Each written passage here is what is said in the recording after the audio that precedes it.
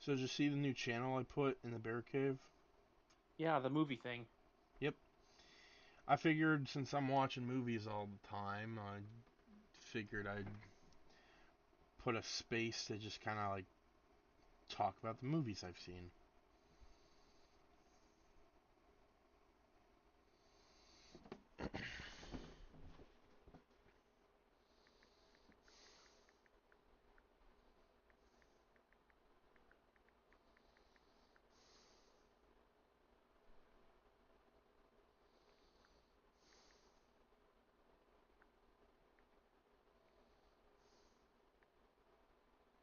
If you really pay attention to like the story between the Sly games, especially over the course of Sly 2, you can see the gang getting increasingly overconfident by the time you actually reach the second Jean Bisson level.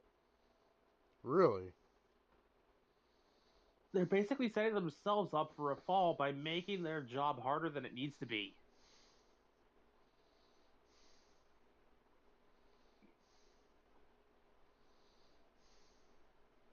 They legitimately didn't have to do anything involving the Lumberjack games.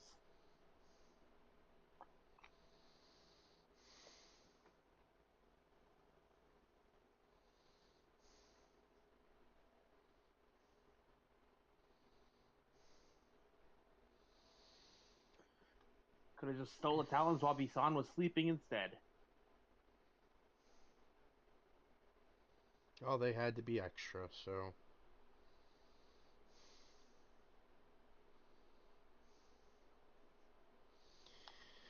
But yeah, last night I decided to watch a movie, and it was a Full Moon Entertainment movie.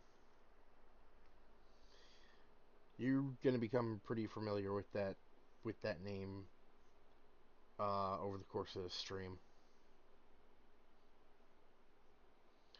I imagine. It was called Bad Channels. Basically, there's a radio DJ who was um, kicked off the air because he accidentally broadcast himself doing the deed with a woman, like live on the air. Ooh. But he's given a second chance during a music marathon for radio station 66.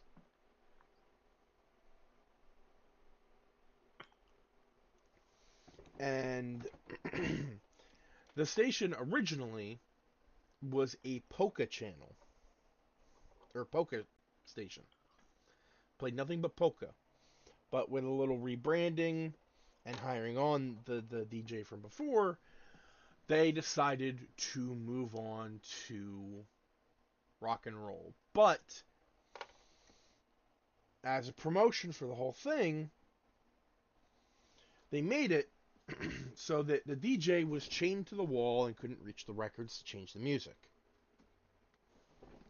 The only record he could reach was the polka song that he had to put on repeat.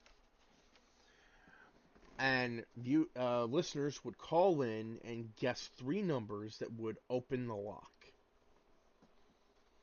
And if they guessed correctly, they would win a car.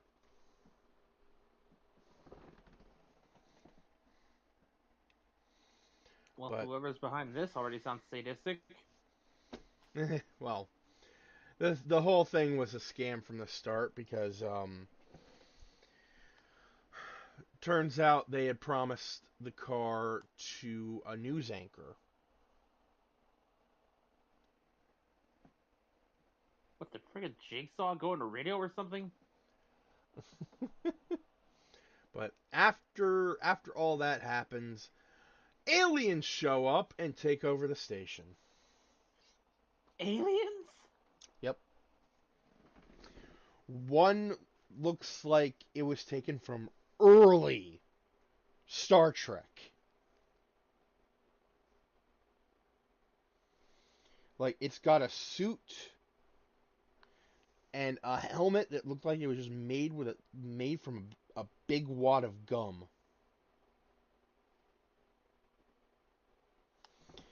And the other alien is a robot that looked like it was taken from like the prototype batch of droids for Star Wars. Dear But God.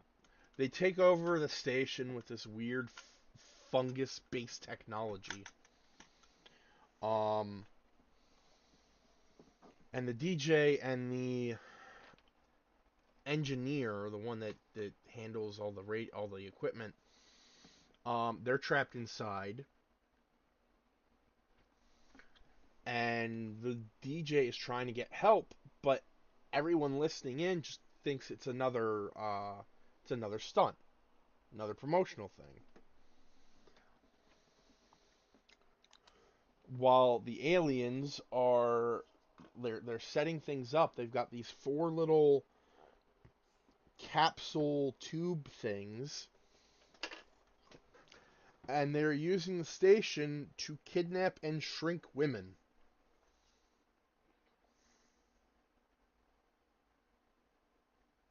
This feels very 50s. What the hell? I know, which makes it weirder that it came out in 1992. Unless that was intentional. Uh, eventually, all's well that ends well. The girls are saved. The DJ saves the day. Um, the sheriff. I fucking hate the sheriff because people are disappearing. There are witnesses to the disappearances.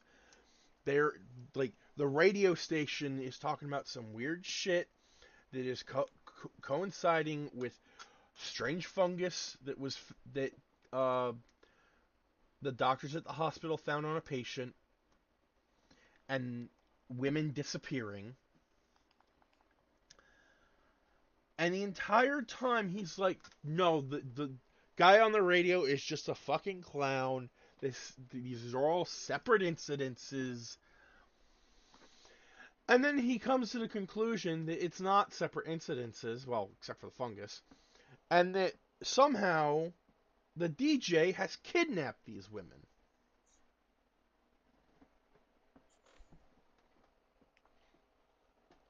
Okay, what? Yes. What's even worse is that the station owner doesn't want the broadcast to be cut because that what he thinks is just another like prank is getting them a lot of views or a lot of well, yeah, a lot of listeners. But at the very end of the movie, after they kill the alien, the robot alien is destroyed by the other one. When they kill the last alien and they manage to get out of the station, the sheriff is like, "All right, DJ, you're under arrest for kidnapping." And the news reporter that has a thing for the DJ is like, "Sheriff, just look into that hole. Just look into the station. Just look in there, and then tell me he did this." So the sheriff and the station owner, like they look through the hole at the bottom of the door. The sheriff is silent, and the station manager just goes, "Oh my god! Look at all this mess!"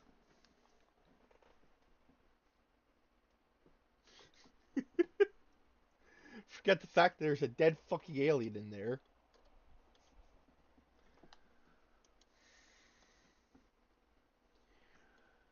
Well, do you Anyway. know how hard alien blood is to clean out of surfaces? Hello everyone, welcome to the stream.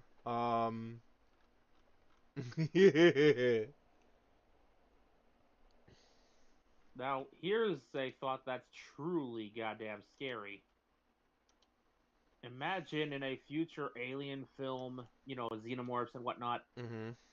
the aliens learn to actually speak. to mimic the voices and speech of the people they are trying to hunt and or just mimic the loved ones thereof to lure them into traps. That would be really fucked up, and I would love to see it. Just go straight up. Which Terminator film was it? 2? Yes, 2 is when they had the T-1000, and it did that. Because like it's a really cool idea that you don't see used as much as it should be in horror.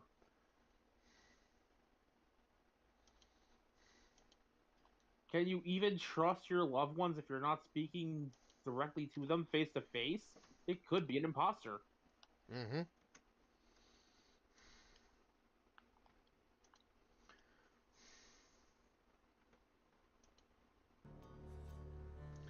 Alrighty, folks. Puppet Master, the game. Now, little fun fact for you. I watched the original Puppet Master when I was a teenager.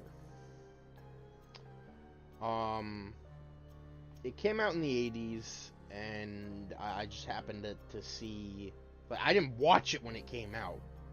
I'm not that old. No, I just happened to watch it once, and I kind of liked it. I started watching... on TV, right? Hmm? On TV, right? Yeah, on TV. I started watching more of it, and eventually I became a fan. Now, I will say, these movies...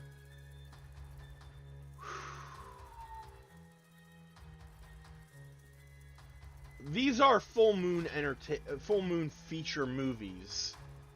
That was Full Moon Entertainment, my bad. So the quality can inconsistent. Yes. And the movies can be anywhere from good to bad. Like, a lot of people don't really care much for Puppet Master 1, and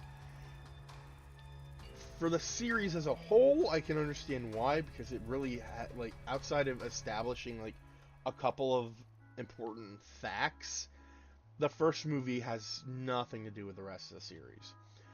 The second movie people do not like for multiple reasons. One of them being the fact that they bring back the original Puppet Master and turn him into a psychopath.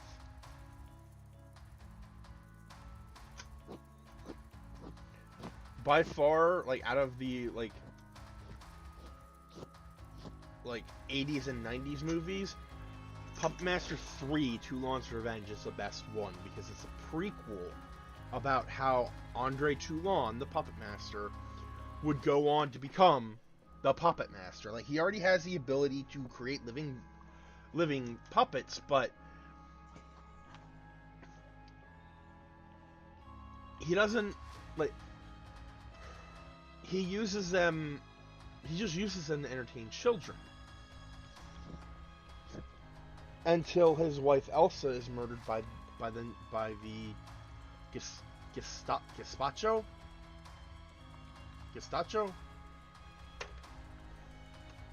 The Nazis. Gestapo, thank you. And he uses his skills as a puppet maker and a puppet master to have his magic puppets hunt down and kill the people responsible for his wife's death.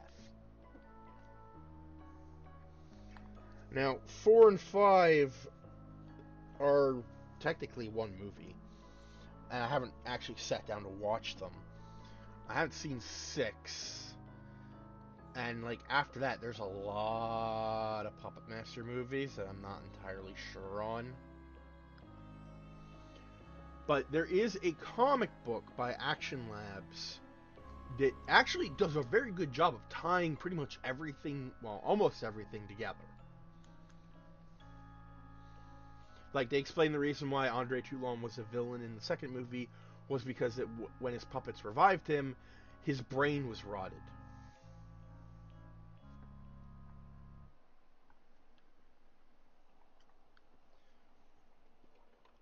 They also explain. Literal brain decay. Yeah. Yay. They also explain where Torch came from. Each of the puppets have a soul. Friends of Andre Toulon, they willingly entered the puppets. But before I get into that, let's take a look at our different factions. We've got the humans. We have Agent, a spy sent to steal Andre Toulon's secret formula and learn how he animates his puppets. Your career as an entertainer is over, Herr Toulon. Basically, one of the Nazis from the first movie. Dana Hadley, a psychic who was sent to uncover the mysterious death of Neil Gallagher. I prefer to think of myself as a nasty bitch. Again, Puppet Master 1 character. And then we have this butt-faced Neil Gallagher, the villain of the first movie. And the Puppet Master of that movie. In fact, one of the puppets featured in the very beginning of the movie was a Mongol-looking doll that was never given a name. And it appears in the beginning when Andre is hiding the dolls and commits self-delete. And it never appears again. The Halloween special by Action Lab Comics actually shows what happened to this puppet. Shredder Khan, as it's called. Neil Gallagher was experimenting with Toulon's secrets. However, Shredder Khan, knowing what this would mean, deliberately sabotaged Gallagher's plans so that he couldn't, uncover all the secrets. When Gallagher finally put 2 and 2 together, he decided to drain Shredder Khan of the magic serum that keeps the puppets animated. Which is why we don't see him in Puppet Master 1. And then finally, Martha. Royal farmer who lives near the Bodega Bay Inn. They say Satan's got a suite of rooms in there, and brimstone comes out of the chimneys at night, and it smells like roasted entrails. She is a character from Puppet Master 2, and I believe Torch's first kill. And before we get to the puppets themselves, we've got the Demonic Toys from another Full Moon feature film series. These guys did actually fight the puppets in Puppet Master Demonic Toys vs. Puppet Master, released in 2004, which was I think the second Puppet Master movie I ever saw. Baby Oopsie, a possessed baby doll and self-appointed leader of the Demonic Toys. Will you be my special friend?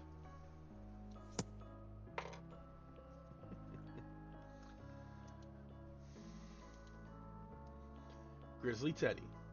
Grizzly Teddy is a bloodthirsty demon-infested plush, a cuddly teddy bear turned man-eater. Someone's inside the toys.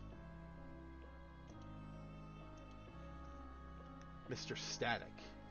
A menacing robot toy with powerful blasters for arms. You wouldn't want to find yourself in the path of his cold stare. Are we having fun yet? Zombitoid.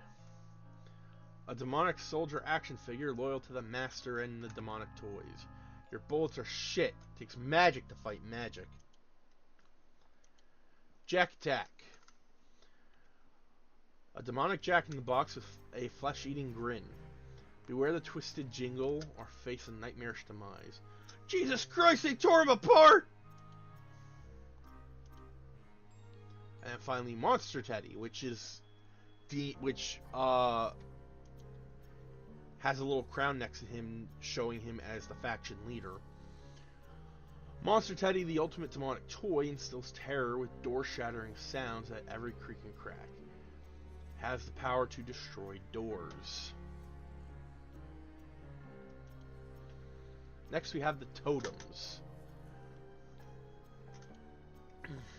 Totem Warrior. Totems are Sutekh's demonic avatars, punishing those who unearth their secrets and power. Everyone must die. They must die. Headhunter. Sutekh harvests countless souls, including a skilled African hunter, occasionally using the hunter's eerie skills for elusive prey.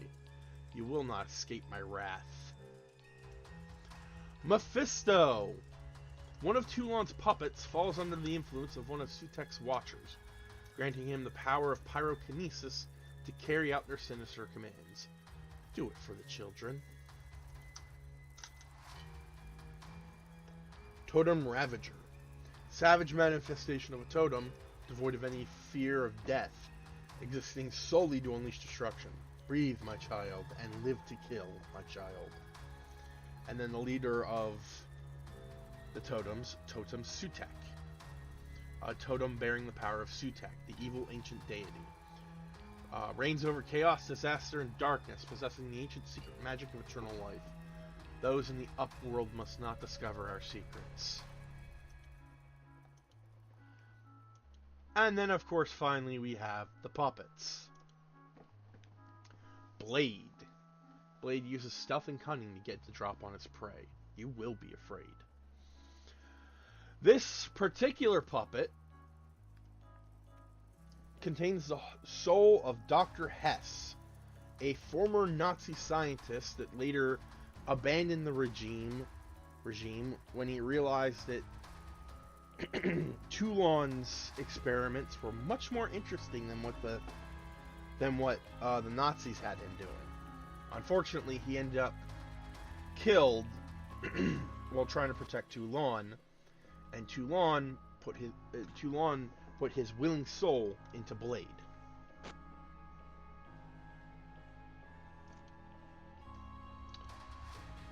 Tunneler.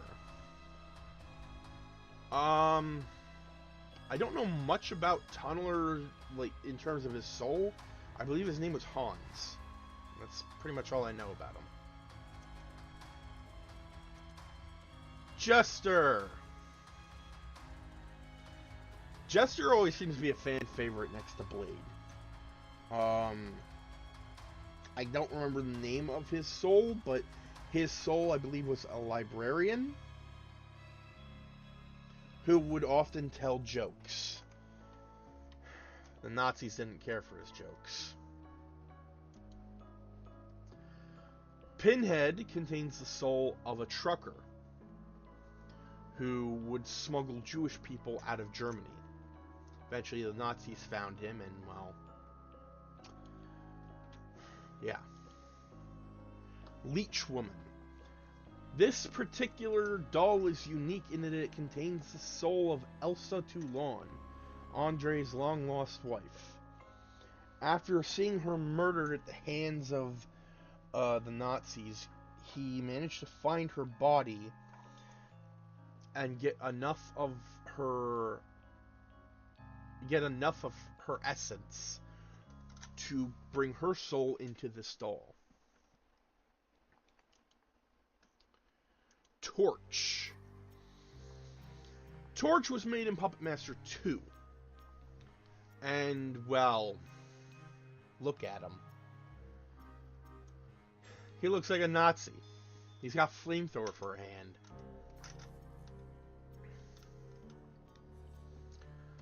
And he's got bullets for teeth. Torch.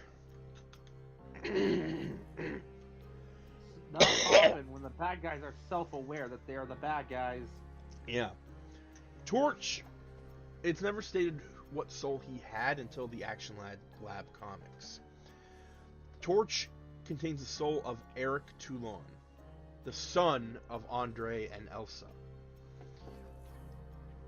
Because his parents were always away performing puppet shows, Eric ran away from home and became a Hitler Youth. After the events of the third film,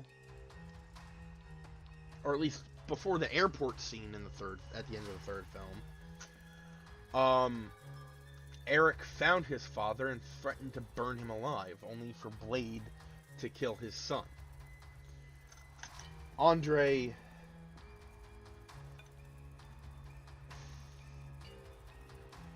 not being able to cope with the situation, took some of Eric's essence and had planned to put it into a puppet.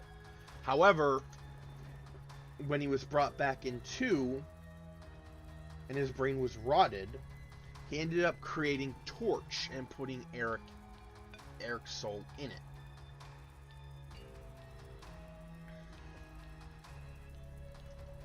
And then Six Shooter. Six Shooter, I believe, was an actual American. He would often play both sides of the war in order to get what he wants, although eventually that did lead to his own death. And then finally, Decapitron, the current leader of the puppets. Decapitron has 3 heads, all of them being interchangeable. There's his warhead, his morph head, which he can use to create the head of his soul, Andre Toulon. And then finally the retro head, which I'm not actually sure what this is for. But yes, Decapitron contains the soul of one Andre Toulon.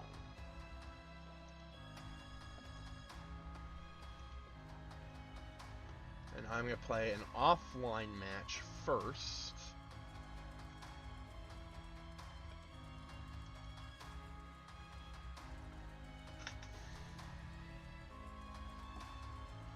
Just to give you guys an idea of how things work. I will go. I'm a sucker for the puppets, so I'm going with the puppets.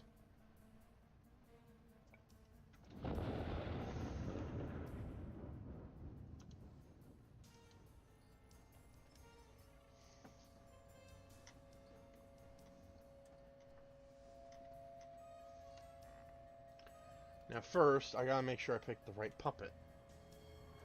I'm supposed to play as Blade. Let me just exit out, go back in, and then pick Blade.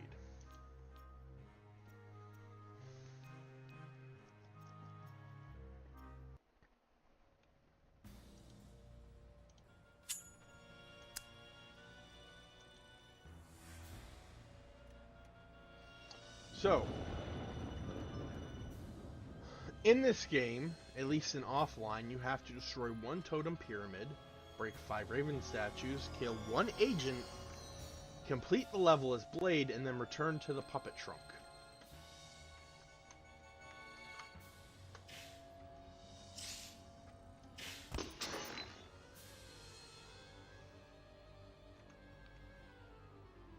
So Blade has a couple of abilities. He's got this weird little lunge attack, and he has an ability that lets him locate enemies. You alluded to an online mode. Yes, there is an online mode. I will get to that after this.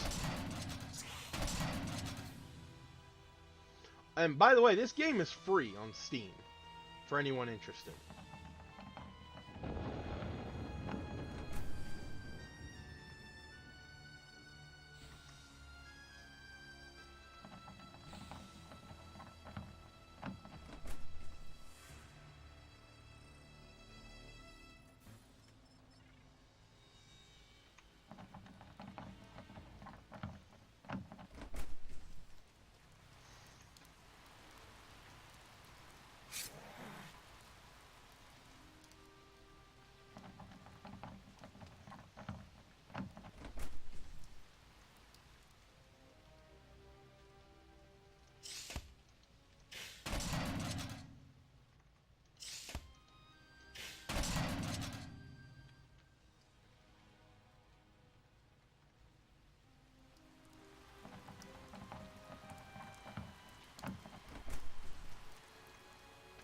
On the note of Steam, I'm still looking forward to eventually getting my hands on the Gundam Breaker 4 game on the Switch. Oh yeah, that's gonna be a fucking And blast. that's also going to be on Steam and etc. People are going like, yeah, why are you excited? We haven't had a genuinely good Gundam game in years. It's just going to be more of the same, yada yada, blah, yada yada. The I'm last just good, hearing the same. the last I'm good just hearing, Gundam game we had was Gundam Breaker 3. You fucking assholes. Well, I mean, I can't say that because SD Battle Alliance. But you know. people have mixed feelings on that one. Yeah, well, those people can like. I was about to say something I shouldn't have. And that is the point I'm going to get to. The energy of these people complaining about, everybody who's happy to see this game is the same energy that people have complaining about how it's, those of us who want the HasLab Omega Prime. Stop having fun!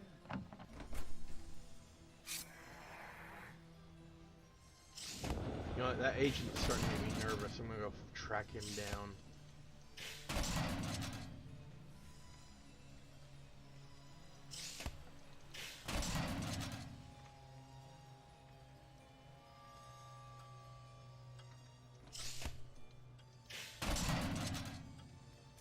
Oh, fuck! I need to find, like, a health serum. There we go.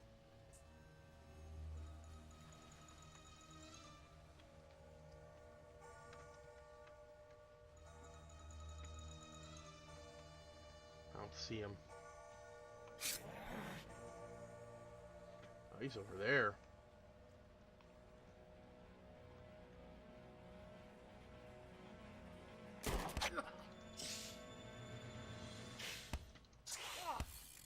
Ah!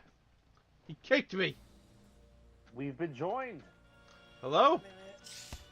Hello! Sorry. You're okay. Dude, it's fine. It's fine.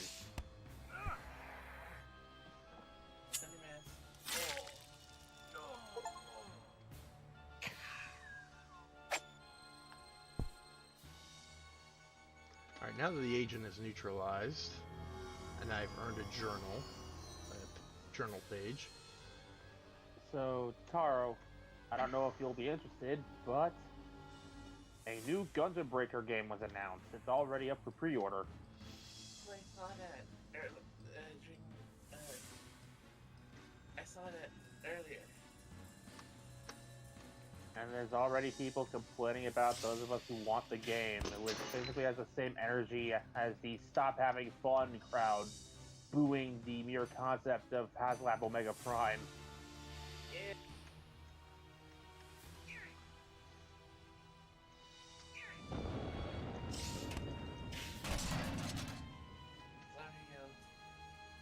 pretty 4 minutes late, by the way. You're fine, man. You're fine. So the reason I'm is because earlier I had to come home. I had to get home early via bus, but that's not what we did. What we did was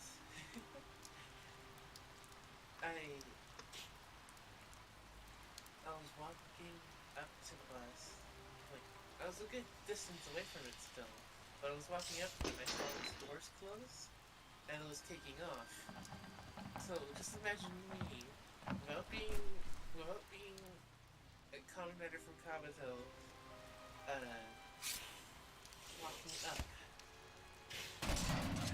with a weight on my back that is typically called my back.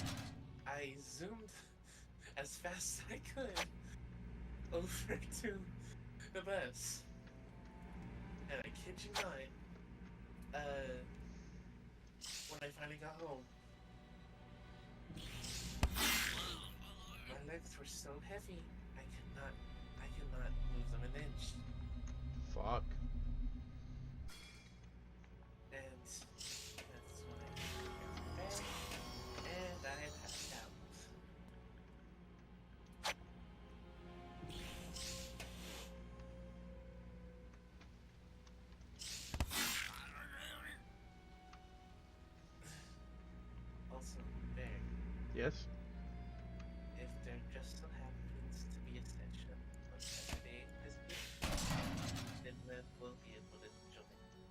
What?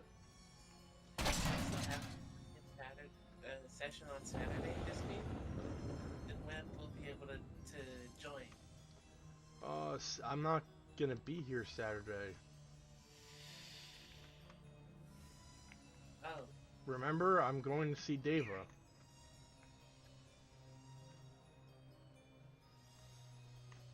I forgot. Dang it. I had a very stressful week. Same. And nothing's really happened. Like, The My week stress I'm enduring is my mail being perpetually delayed.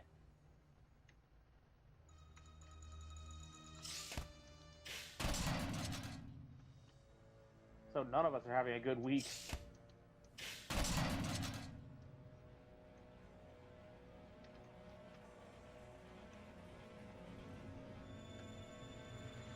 Speaking of which, I should go check.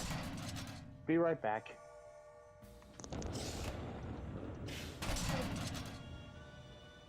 So, what did I miss?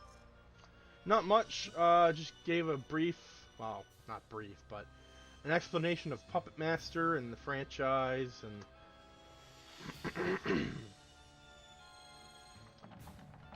why I like this franchise so much. And I'm just showing an offline mode before venturing into the dangerous waters of an online match. Oh.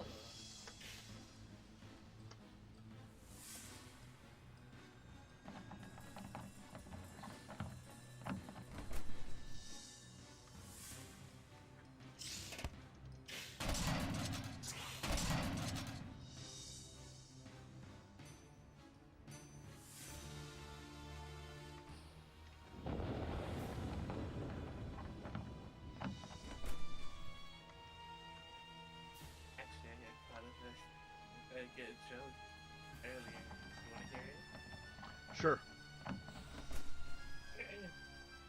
What do you call a fight between Poseidon and Medusa? What do I call a what that sided with Medusa? A fight between Poseidon and Medusa. Oh. What? A lover's core.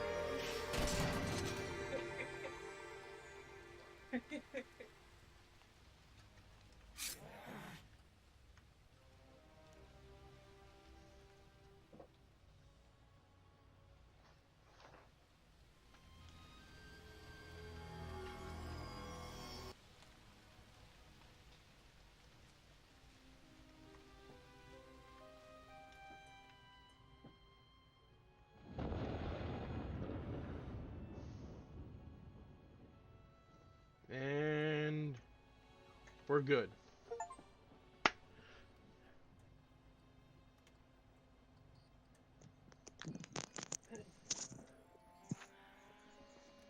I'm back. Nothing came today. All right. Well, Just like yesterday and the day before. I complete the offline thing. I got all of Toulon's journals.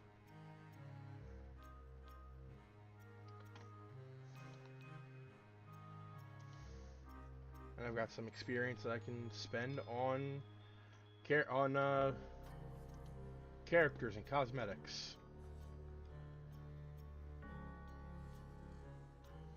Unfortunately, I'd have to buy the DLC for most of this. Oh no.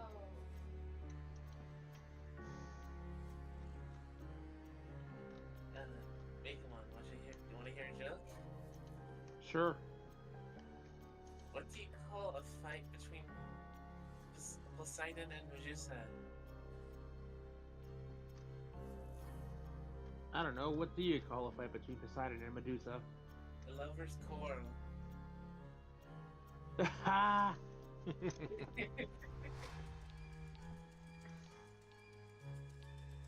Okay, that definitely helped. Thanks, man.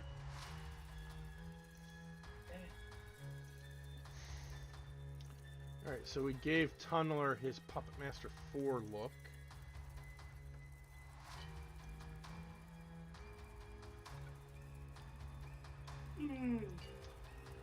Let's see, is anyone playing?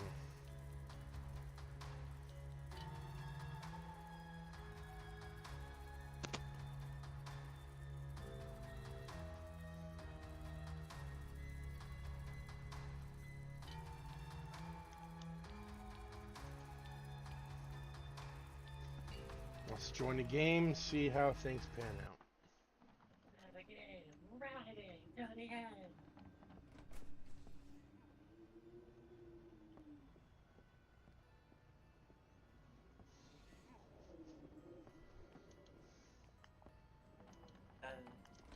Alright.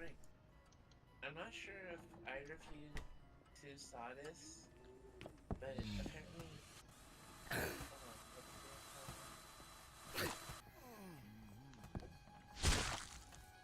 Oh, damn!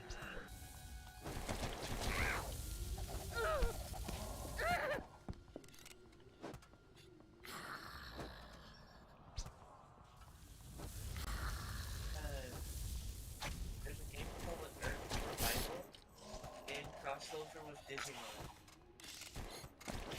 Stay away from me if you know what's good. To be honest, the Digimon have doesn't look that great.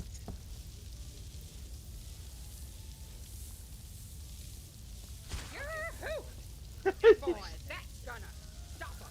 He just threw a frying pan at Blade and knocked him out.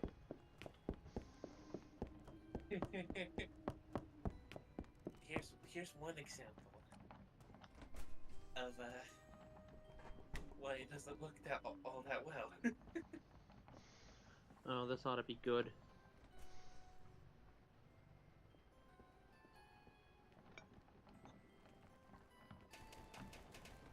What the? Yeah. I need to see this.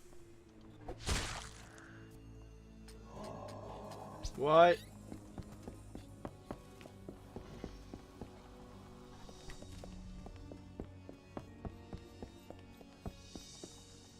I mean, Tai Chi's outfit? Okay, fine. As a cosmetic, that works. Why the hell do you have a Greymon gun? I believe it's also a flamethrower. There's also the Angeloan bow. For some odd reason Mimi is using.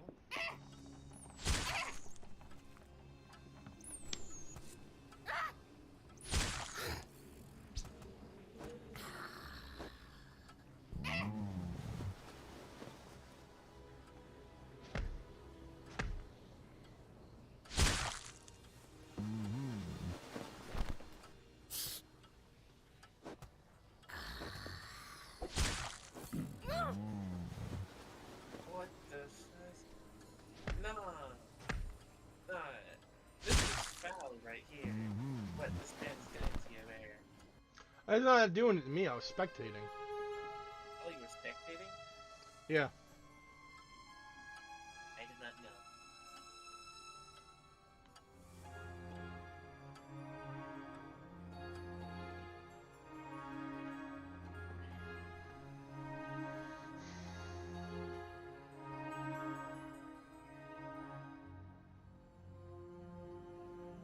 Oh, don't tell me I'm gonna be a human.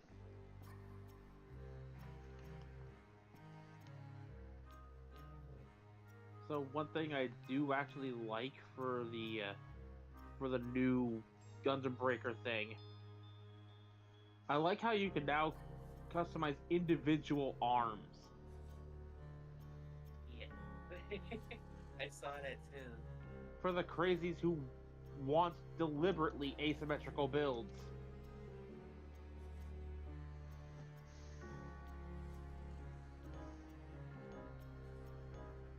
They can literally make Mr. Big Arms over here the Gundam version of Mr. Big Arms.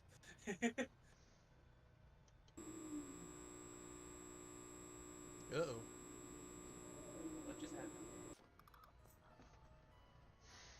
much. Okay,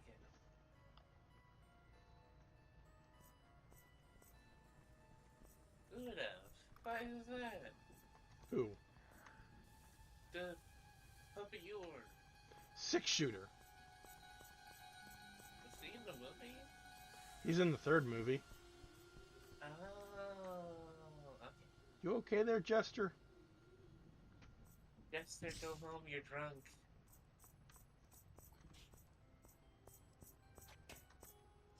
Go drunk home, your jester.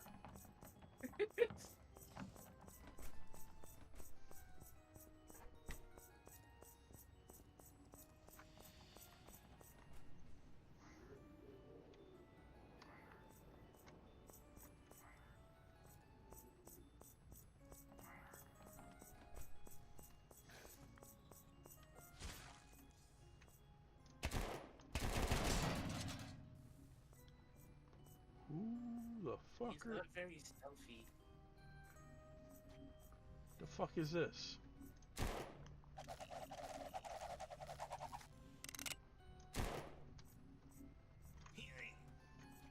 Actually, I think this may be a totem of... Yeah, this is a totem of Sutek. Something I gotta protect.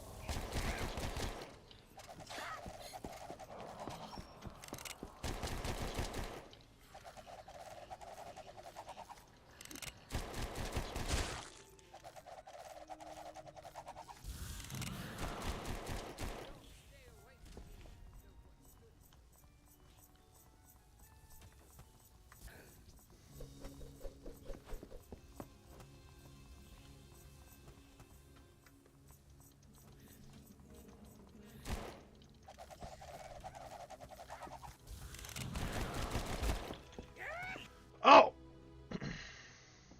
Damn, she got me.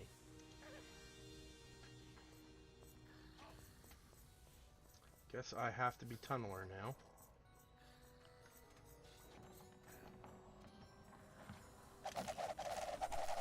So this is kind of a Dead by Daylight-esque experience, yeah? Yep. Okay.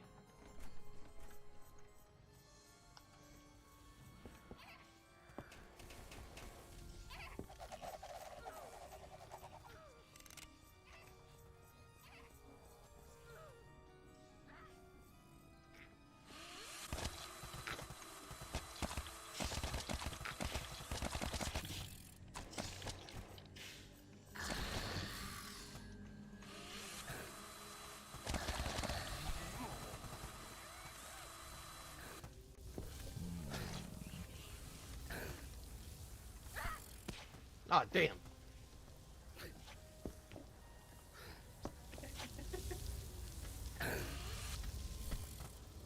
Damn it!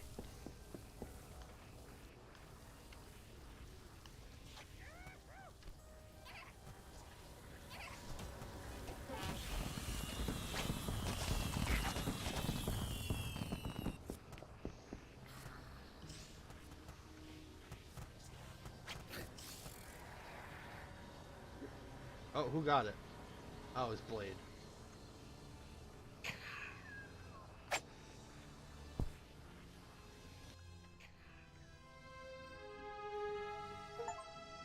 So when I first joined the stream here, Taro, I ended up putting out this little suggestion.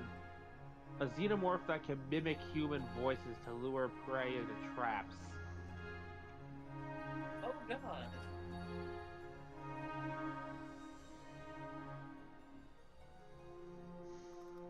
I am legitimately surprised they didn't evolve that ability at any point in the movies. Even if it's not so much just even if it's not so much mimicking words as it is just mimicking screams, it would probably still work.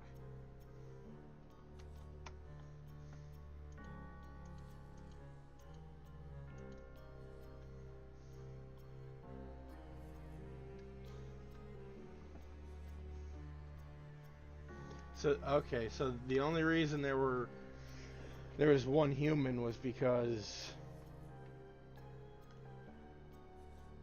the other one died before he spawned, I guess. Rage quit, perhaps? No, it was a bug.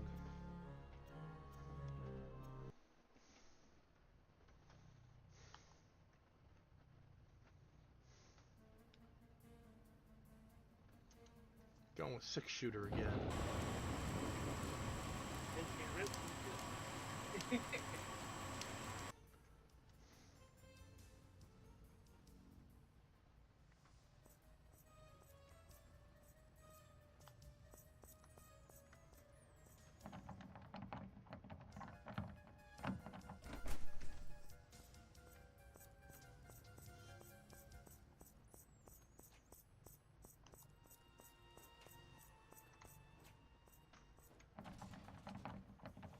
So, remind me what the names are again?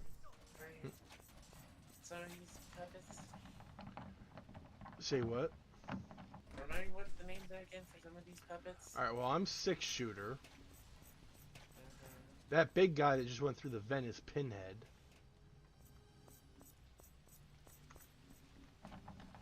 There's Blade, Tunneler, Leech Woman, Jester, Torch, and Decapitron. Using Decapitron? Yes, it's because he has 3 swappable heads.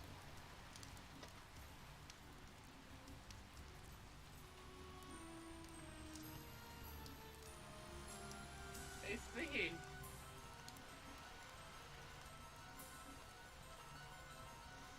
So there's Leech Woman and Blade. I think we've all had the same idea of...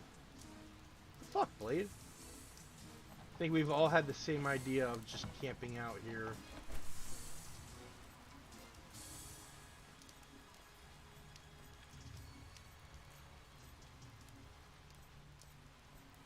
Also, I can't be the only one that's doing one to make this joke better. Hey, yo, is that Kenzaki? What? Hey, yo, is that Kenzaki? Is who Kenzaki?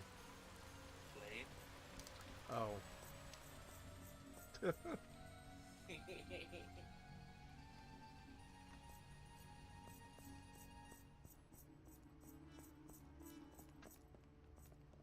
Where is this human? I don't know.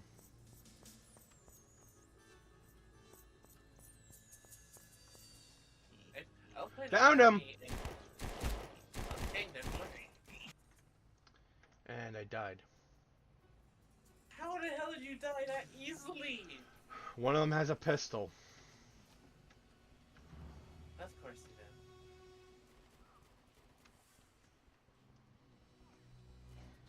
What I was gonna say was though, I find it funny if the game spawned and there was no humans, so you're just running around for God knows how long.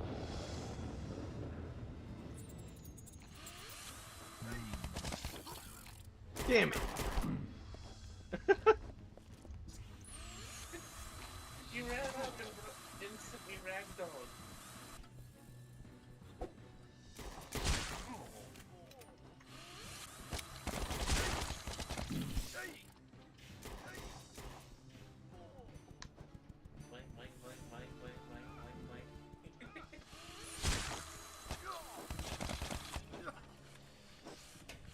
Oh, that's...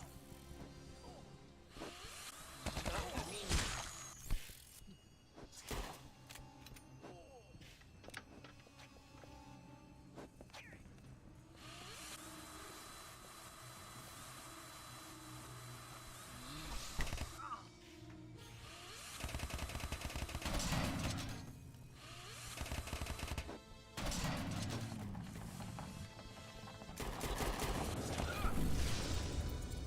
No! We lost the Sutek idol! No! Oh, Blade's got this one. No, not Alan. Dan's gonna be upset again. Oh, leech.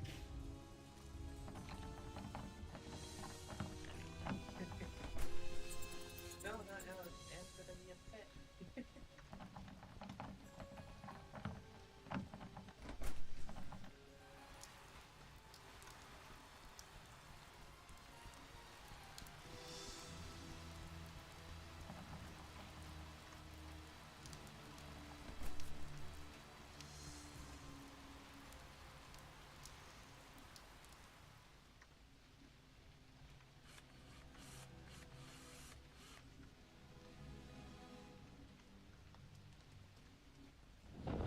I'm gonna do what Tumbler does best. Hide and wait for a sneak attack. Just imagine you attempt a sneak attack and then instantly get ragdolled. Yeah, that'll probably happen.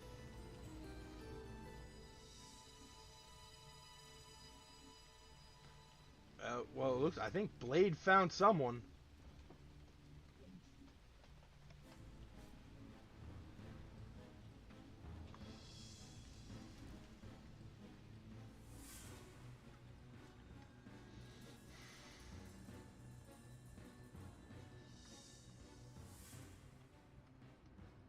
At least I thought.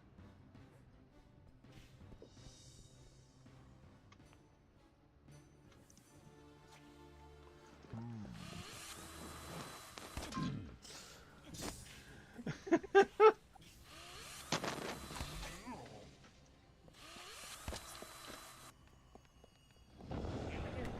first zombie in any zombie movie, you try to be scary, but you instantly get put down.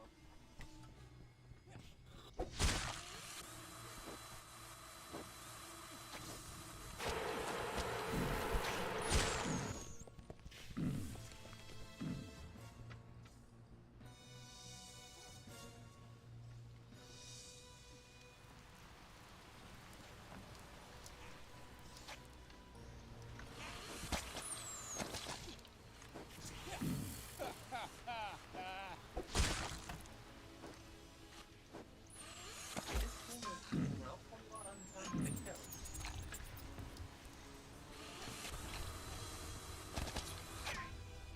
Ow.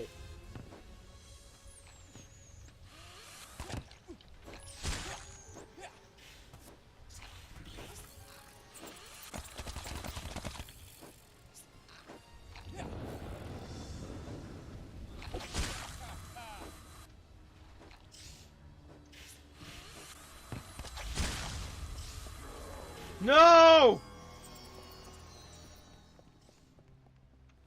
Oh, they're good.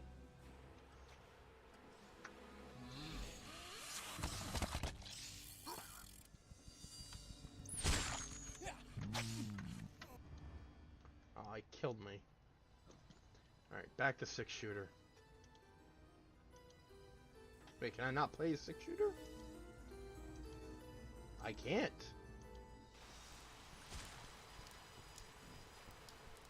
Next best thing, though.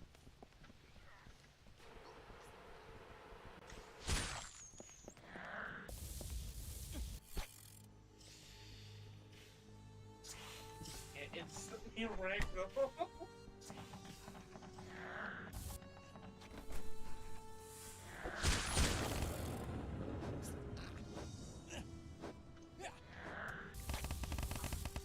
For me, there is no end now.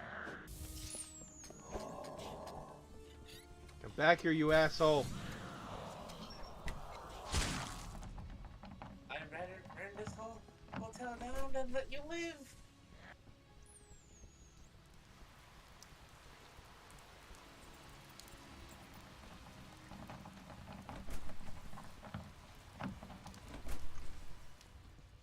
Gordon, you can't escape me, Gordon. I'll chase you to the ends of the earth, Gordon.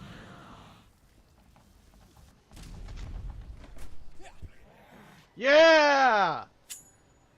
Of course, it's Blade that does it.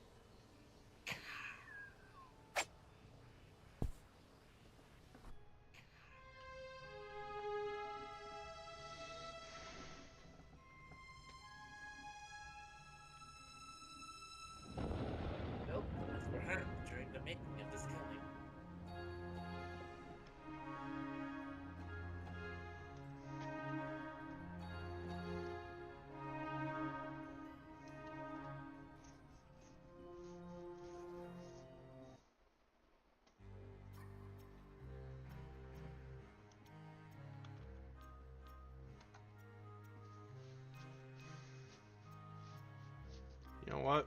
I'm gonna be a person this time.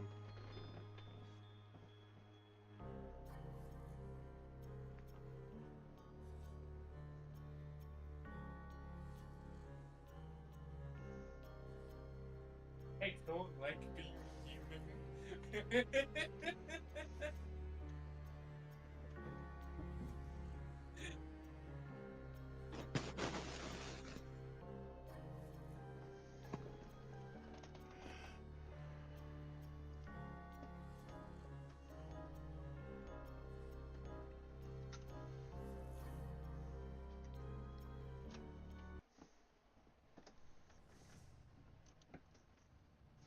I got a gun, so at least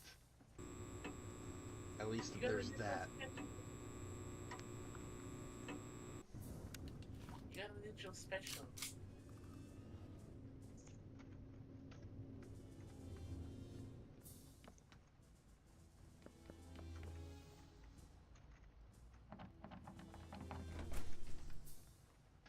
Makes so funny to see how much damage the puppets really do to a person.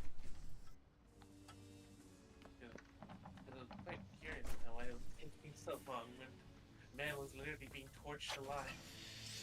Oh shit! Ah, dang it. Oh, fine. No, it's late, run!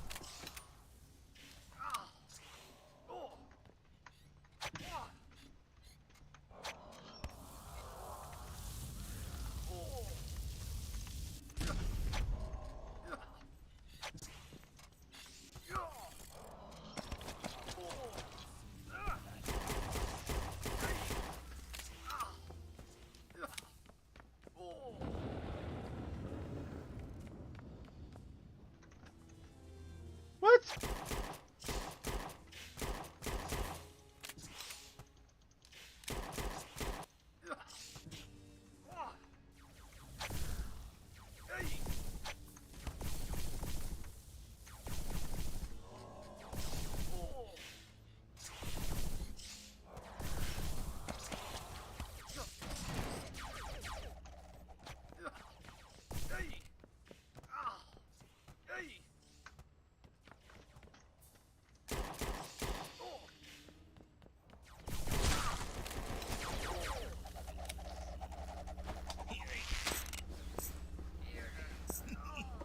Oh man. That's ironic.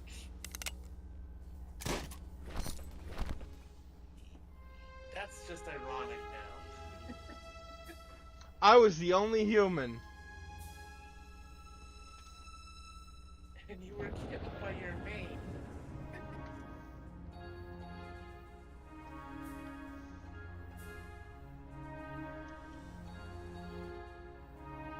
Mm.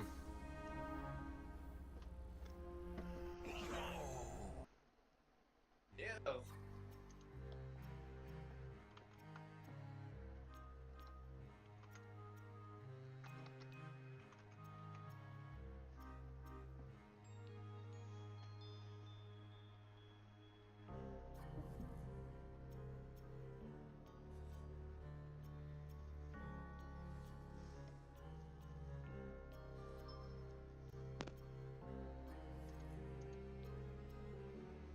What is Ginger gonna mean by that?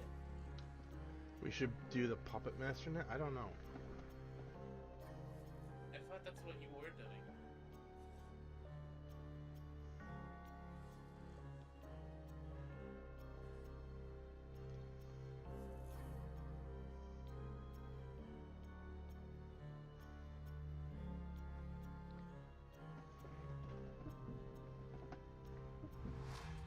Ah. They're doing a different thing.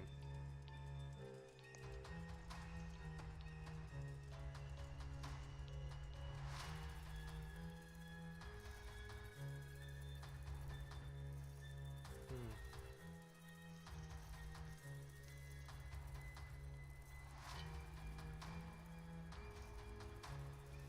There you are.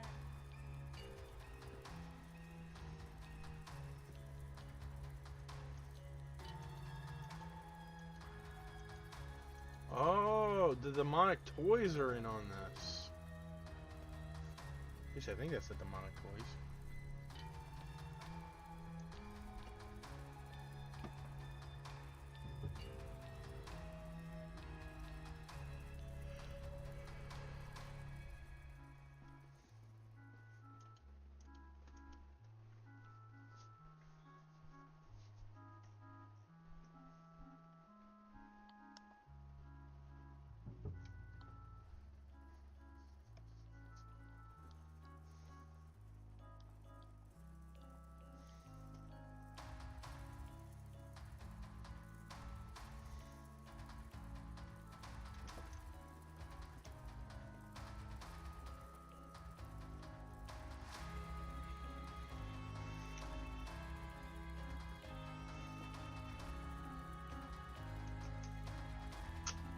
So you got one puppet, one human, one demonic toy.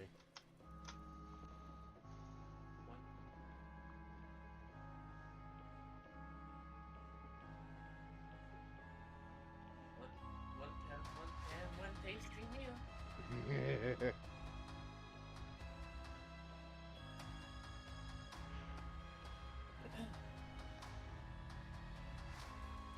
And thus begins the wait for finding more people to play with.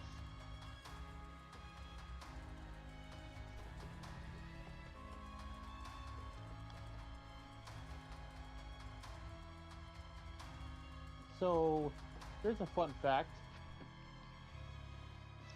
Among the many leaks that have sprung up lately, we've had rumors of a new Studio Series Gamer Edition Optimus Prime, where if the abbreviation DEV on the end of his name.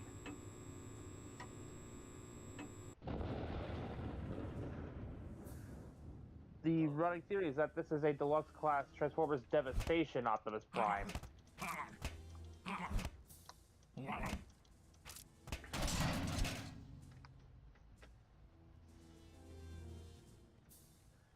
We've also got listings for 4 out of 6 Constructicons for next year.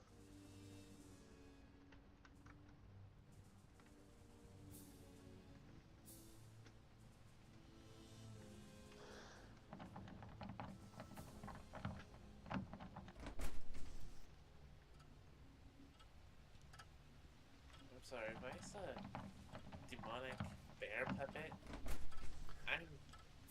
I'm picking that Pfizer up and throwing him into the fire.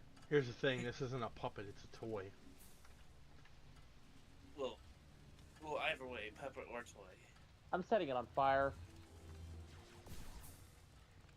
The demonic toys are just toys possessed by demons. Then I'm getting the Holy Water Super Soaker. That seems to be the solution for everything anymore. Imagine, holy fuck. Damn, What the place just happened? I got ganged up by puppets.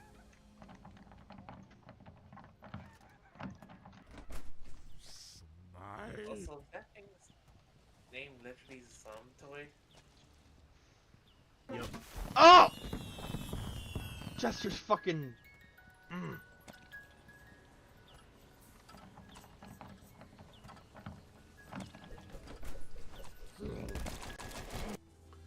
Damn! They're not holding anything back. They really aren't. Oh great, you found the tryhards.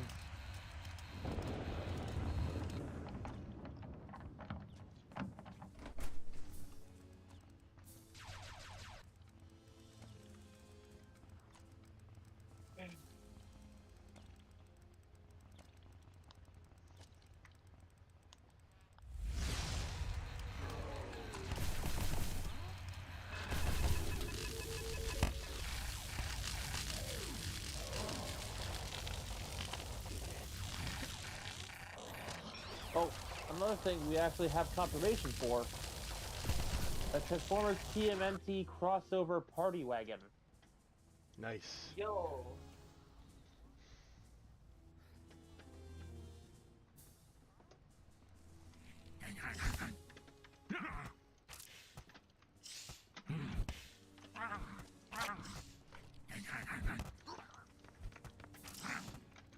Man is just toying with you. Excuse Also, I forgot I was supposed to be protecting the human, not shooting them. Wait, you're supposed to be Yes. fighting for the human? Yes. You know things are bad when the fighting demon is helping you.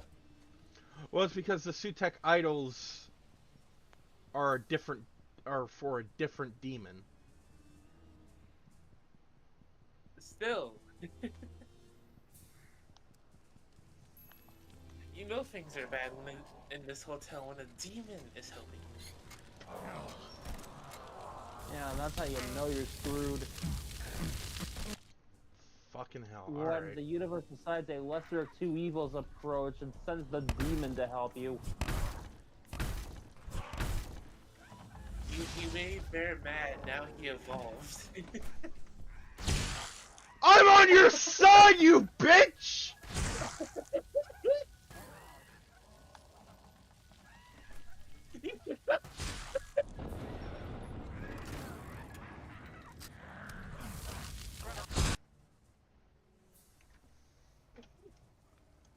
This dumb bitch actually just... Look, there's my corpse.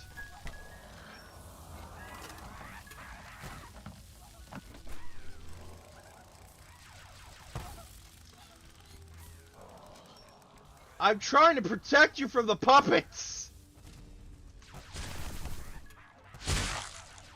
This probably is some guy who hasn't seen the movies.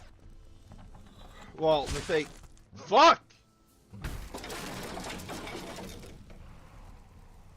You were saying Bear? The demons are bad guys in the movies. Okay, now I'm just completely confused. The game mode is set so that the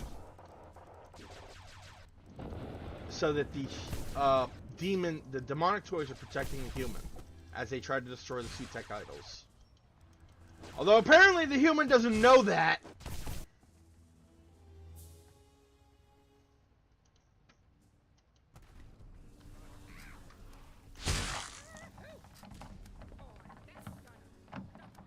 Also, why does this game always spawn you in a fighting bathroom?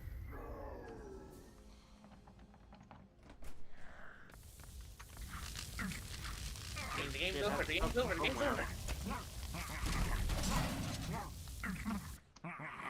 My gamer, you lost!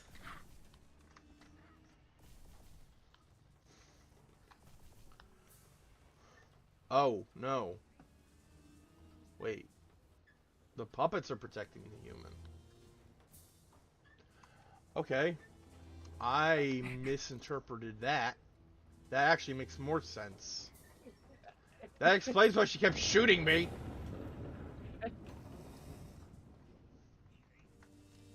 Bear, I'm sorry, but this calls for it. I have to do it. Yeah, that's on me.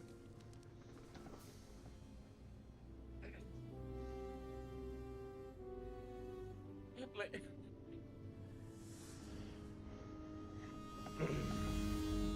I just imagine the other demonic toy is gonna be typing, "What the hell were you doing?"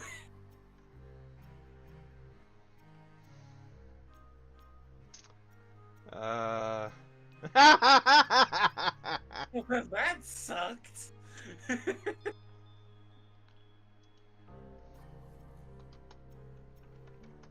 Oops. I was... What the hell? Cap, off.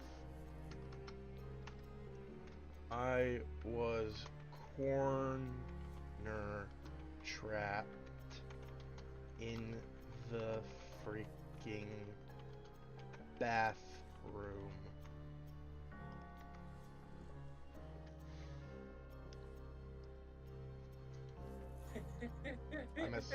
I fucking misspelled corner. I'm bored. That's okay. Most people nowadays are illiterate anyway. Especially, Maya from the Innocent Sin online game from Persona 3.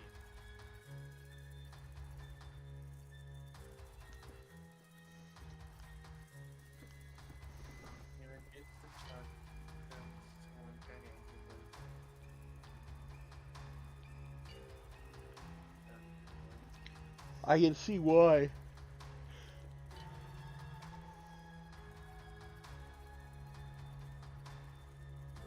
Like, okay. I had a feeling that something was amiss when you said that the demonic toys were the bad guys. Yeah, I could have sworn the thing said the demonic toys were the defenders, not the attackers. Or was that the other way around? Maybe you read the demonic toys were they supposed to defend the statues? Maybe.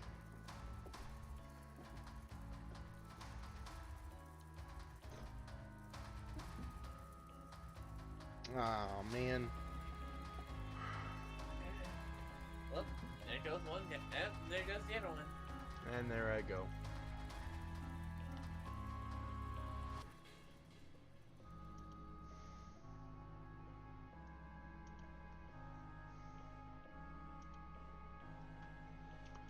Let's give Jester a skin if we can. I don't think we can, but So, What? on a completely unrelated note, there's apparently some fan-made omnitrices that are basically keeping the Ben 10 community active right now. cool. Oh, One of which, I can't pronounce it, I think it's French. It basically summons... I honestly can't believe I'm saying this. Waifu versions of the aliens instead of turning Ben into them. It summons aliens because apparently, according to the backstory here, Grandpa Max talked Asmith into making one of these things specifically for the purposes of breeding with the galaxy. Yeah, okay. It's basically treated as a joke. Uh, Thankfully, I have- they don't treat Ben like that when summoned. Because, you know, he was 10. They act more like, hey, overprotective big sisters than anything. oh, thank God.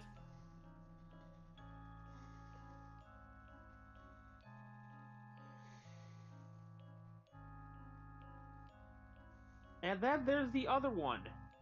The Carnatrix. Otherwise known as, how much horror can we inject into Ben 10 at once? yes. Oh. So basically, this thing is a creepypasta simulator. And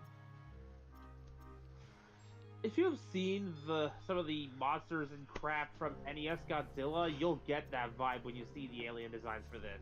Oh, good. Red vibes. Awesome. Because the thing with this device is, it is without exaggeration, one of the most pure fucking evil things I've ever seen in a Ben 10 universe.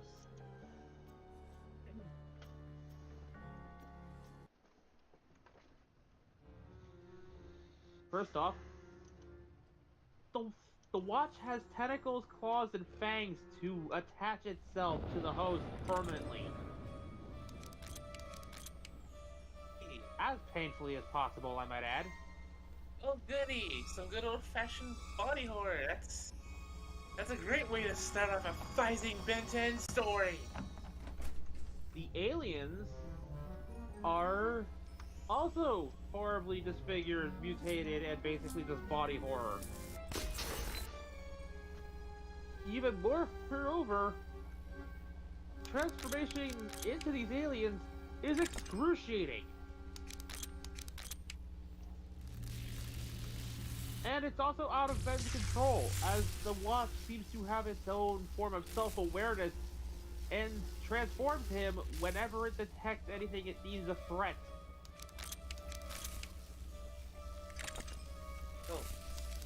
Oh god, that's gonna be... We've That's gonna only be one seen 3 fight up. aliens from this watch. I was about to say, that's gonna be one fight enough visit from the bullies. Yeah, and I reiterate, we've only seen 3 aliens from this thing. Oh god, which ones? And you're gonna think to yourself, boy, that escalated quickly. The first transformation, as always, was Heat Blast.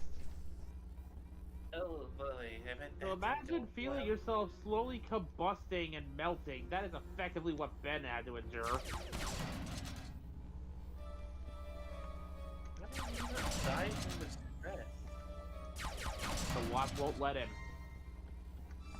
You know what? I shouldn't have asked. That was a stupid question. The second one was Accelerate. The additional thing you should know about this watch is that it was created by an azimuth that had become so disenfranchised with all forms of life that he created this thing specifically to wipe the universe out of existence. To kill everything and everyone.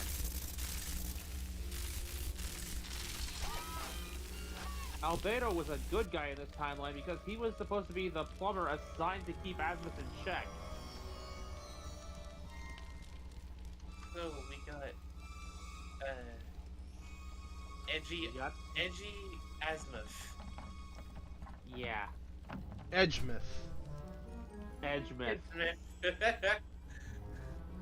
You want to know why I say the third alien is wow, that escalated quickly? Who is it?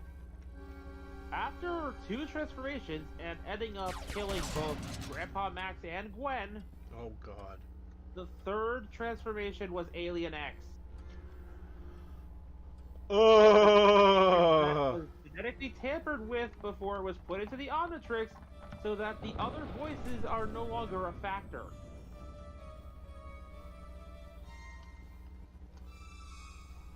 Okay, who made this? Omnitrix? Who made it? Honestly, I don't recall the username. They need but help. This They need- story does actually have a happier ending, if you can believe it. They need a hug. So, after turning into Alien X and deleting his universe, that's when Paradox and Ben 10,000 come into the picture.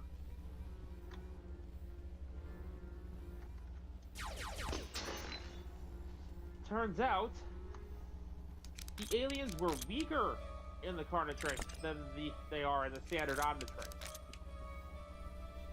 That includes Alien X. For all that tampering that had gone through, he was weaker than his main counterpart, let alone this version of Ben 10,000.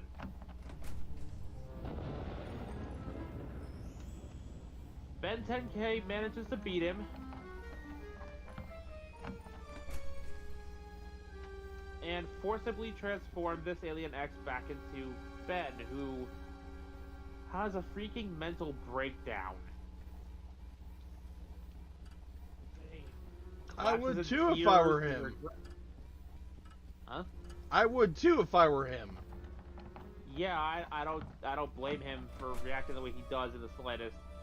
He's basically broken down in tears. He regrets everything that happened, and though he acknowledges it was out of his control, he still insists he could have done more to stop it. Somehow.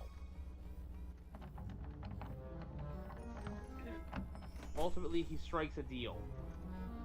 He asks Ben 10,000 to use his Alien X to recreate his universe without him. Ooh. No Ben, no Carnatrix, neither ever came into existence in this timeline.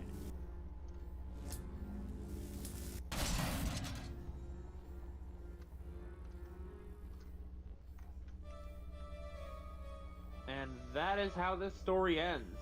It's happier than it could have been, but it's still bittersweet. Yeah.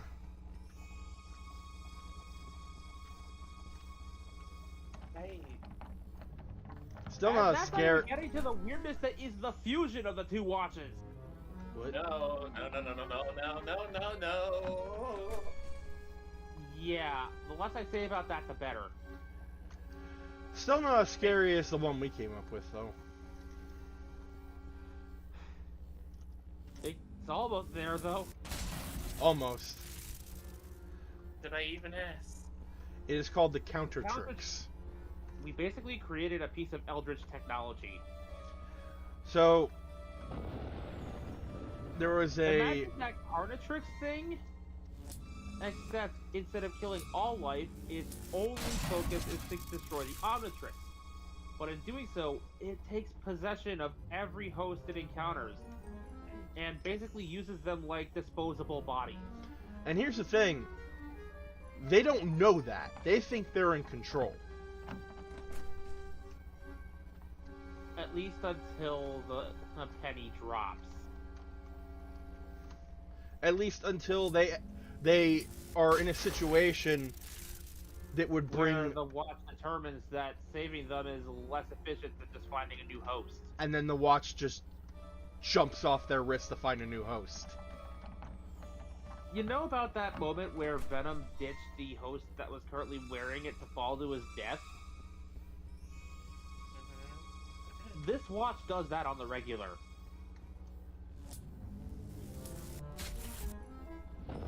Hey, how breakable is this version of the watch?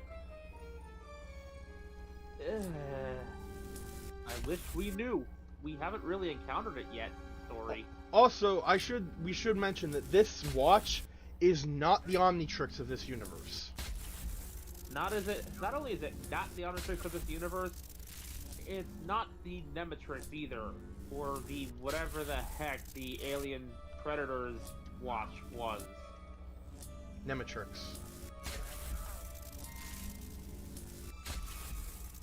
Lives have been lost. Yeah, it's not the Nemetrix.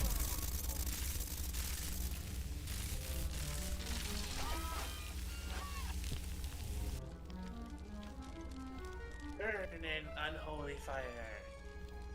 It's not even necessarily the equivalent to the Anti-Trix in the reboots. The purpose of the Counter-Trix was to counter every alien that was in the Omnitrix to prove that it was the better invention. Created by a mad cerebral crustacean, much like the one with the Predators to Ben's aliens.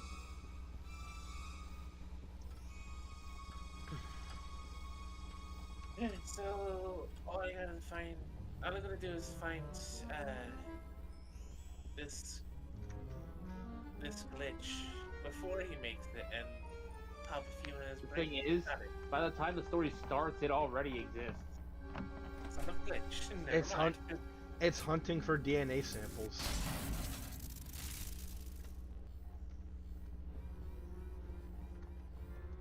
And unlike the Omnitrix, which just like, you know, like scans an alien or like just gets a little bit of their DNA, the Counter-Trix sucks that sucker dry. Let's see how many people get this reference, because Bear's the one who exposed me to it. If the Omnitrix is a natural history museum with his faithful, loving recreations of the critters that it now has inside of it, then the Counter-Trix is P.T. Barnum's circus. I'm pretty sure I got the name wrong, but No, you got it right. P.T. Barnum Circus. P.T. Barnum being an absolute son of a bitch. Is this in your Ben 10 story, Michelin? yes, Right. that's the universe where the Counter-Trix exists. I'm putting this thing on ice. What? I'm putting this thing on ice. Good luck. Because, again, its whole shtick is utilizing aliens to counter every situation it finds itself in. It is essentially I think It Sure. is the Uno reverse card of Omnitrices. it's also like the season 3 big bad, if I'm remembering correctly. Yes, Those I was make- planning to build it up over the story to become the season 3 antagonist. I was making Because a joke. that thing is final boss territory. I was making a joke. Your joke involved putting a final boss on ice. I don't think that would work, my friend. It would say, "That's cute," and proceed to set you on fire. That's like saying I'm gonna put Sephiroth on ice, and he's just looking at you.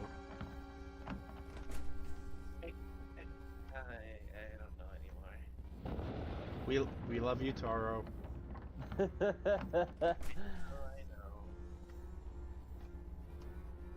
That said, you can definitely annoy the living crap out of this thing. Oh yeah. Because, again, much unlike most of these devices, this one is sapient. To a degree at least. Arguably to a similar extent, if not greater, than the actual Omnitrix. This thing has a basic personality. It's just that the basic personality hasn't, like evolved into anything more than that. But it is capable of doing stuff to a degree that makes you question if that's even the case. And much like the Omnitrix itself, this thing is capable of evolving over time.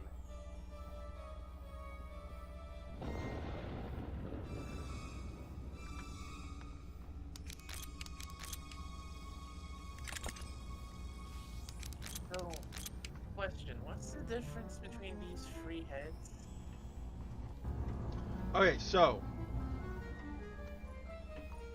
head 1, the warhead,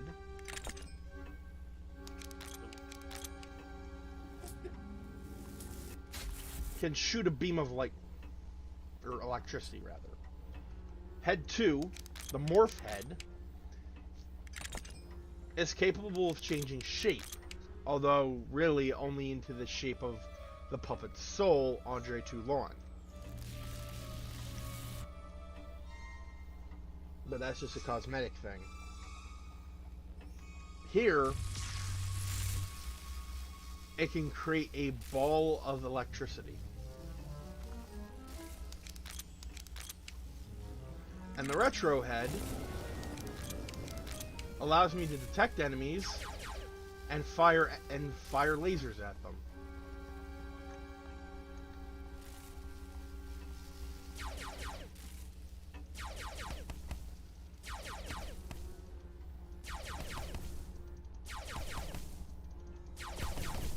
I'm still looking forward to the point where I can start using more of the alternate alien picks.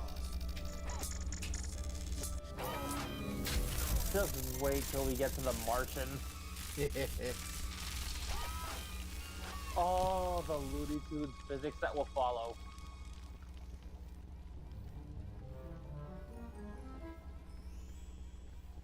So yeah, the 3 heads are capable of different types of attacks.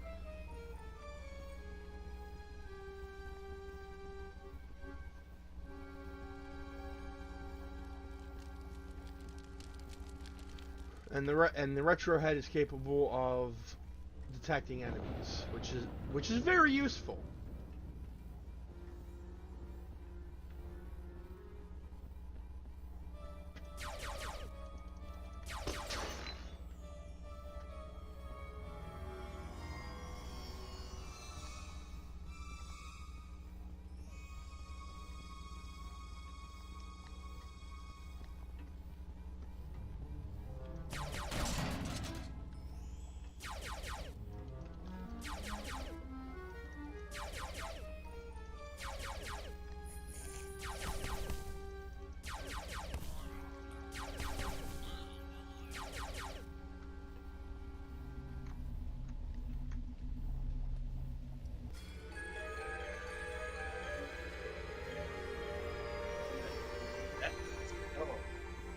Oh, Huh? did you not see the skull back there? Yes, I don't know how to get rid of the skull. The skull, for me, it just marks where the Sutek pyramid is.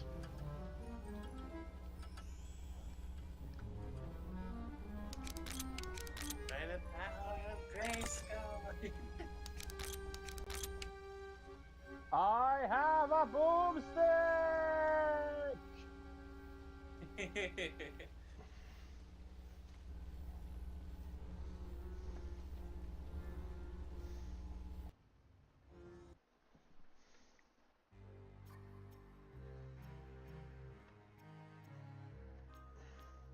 You know what? I'm a little curious. What if I play as a totem? I'll pick Mephisto, because he's still he's still one of Toulon's puppets.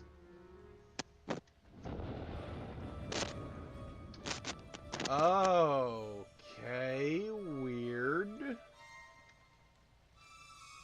What's so weird? I started from the puppet trunk. If I'm a totem, that shouldn't be happening.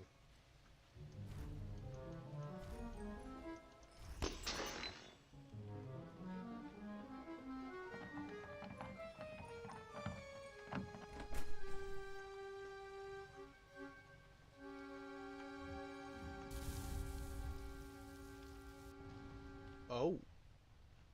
Okay, that's a thing.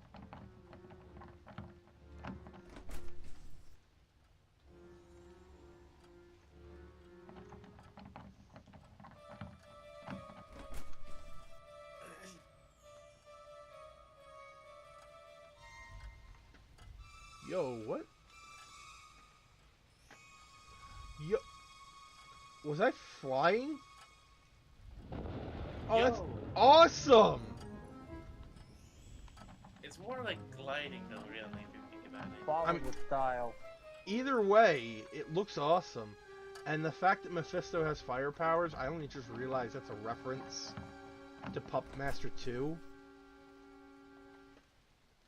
Because the first and only time we see Mephisto is in a flashback where Toulon is like having a puppet show, and this master of the mystic arts just like flashes his eyes at the stage and sets everything on fire, including Mephisto.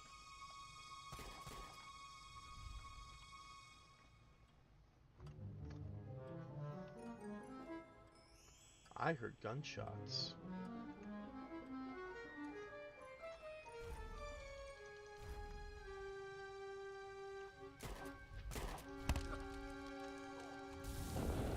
I don't want to fire upon me.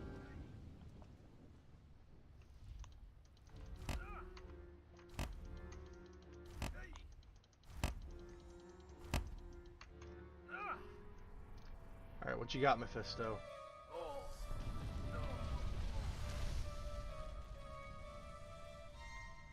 Jesus.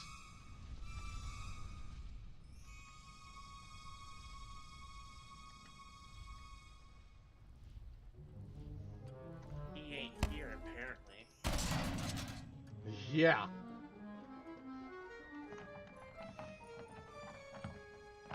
Actually, I wonder, what happens if you try to glide off a bed? I'll be right back. Do you just continuously glide? Ah, dang it. I mean, yes and no, I guess. Like, it doesn't cancel me out of the animation, which is good.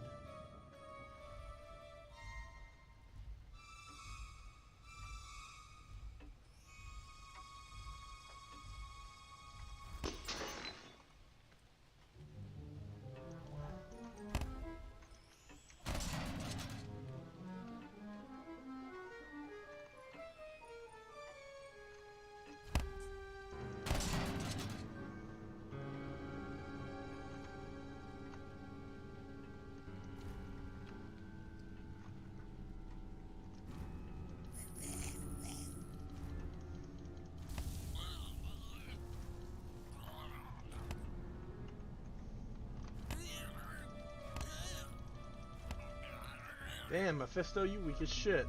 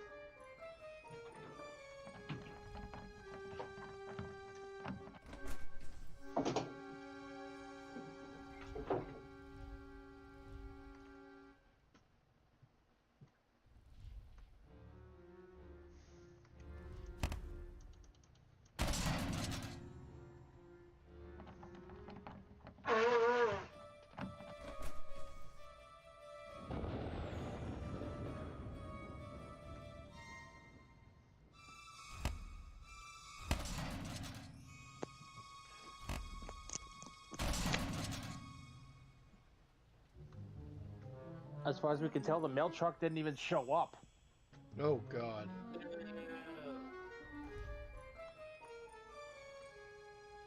Gotta love holidays.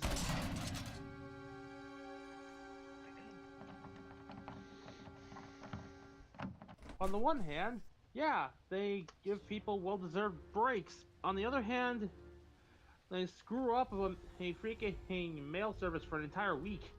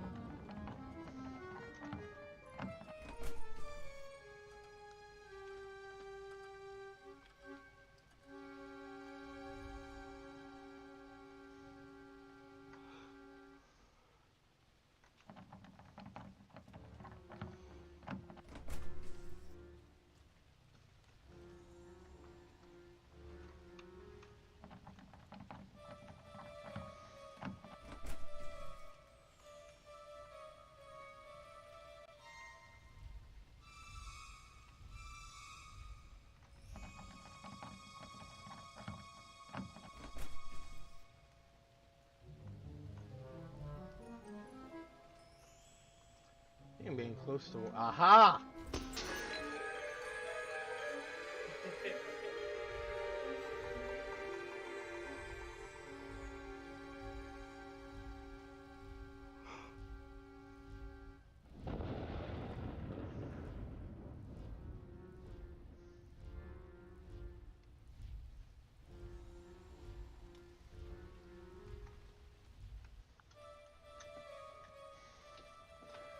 Okay, either I read it a little too fast or it just said press F to trunk.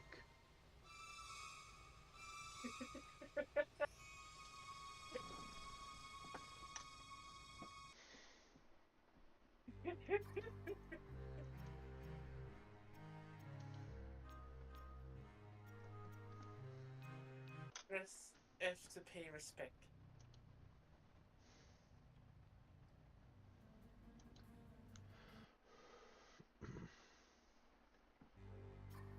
Puppet trunk. Mephisto. Skins.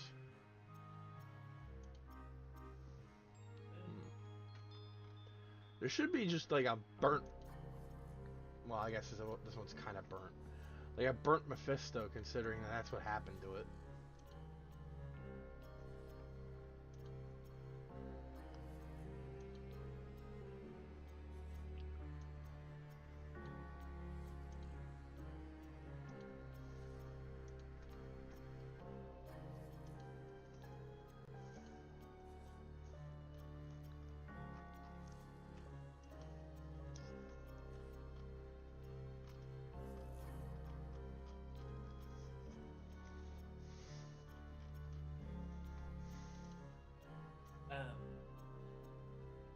So,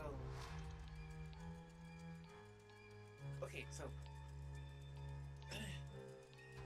I found this one video that apparently the model for Nova Prime is actually in Devastation's files somewhere. Oh. Albeit it's unraked.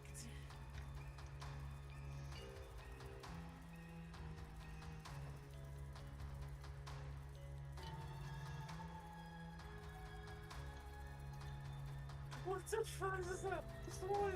This one? Yeah. This is Freak from Puppet Master 6. It was a human puppet hybrid and a failed creation. Not made by Toulon, it was made by some psycho. I can see that. In fact, I believe... Yeah, for Decapitron, you can give him the Tank version 2 skin, which is also from the 6th movie. And also give him the head. Personally, I want to get the Andre Toulon head.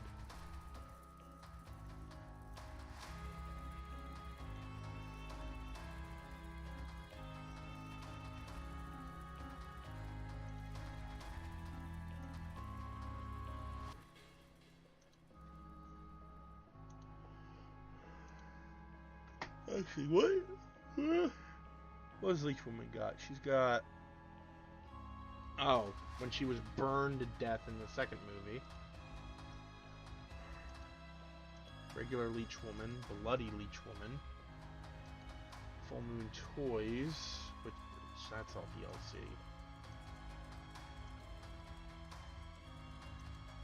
I would love it if there was like an outfit for her that looked like Elsa, like the original doll that or puppet or whatever it was that Toulon made for his wife in Puppet Master 3, the one that he used to put Elsa's soul in to create Leech Woman.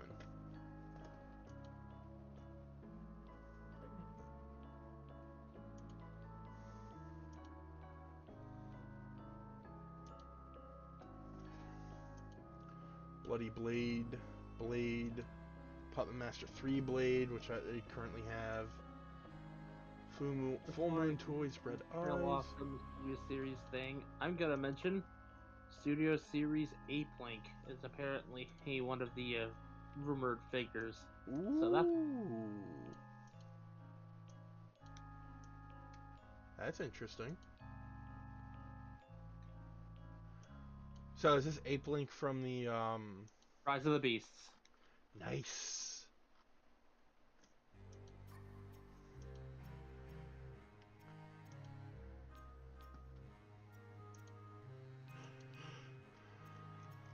Listed as leader class.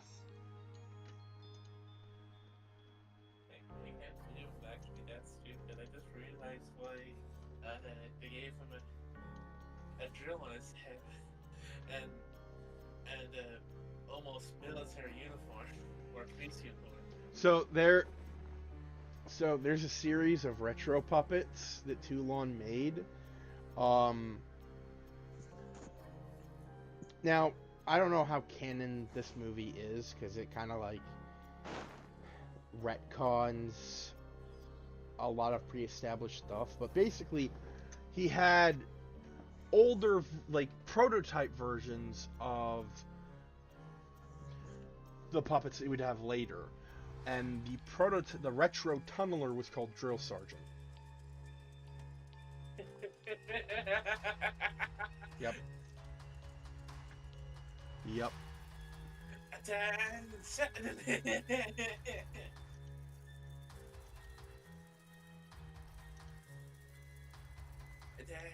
Ah, my head!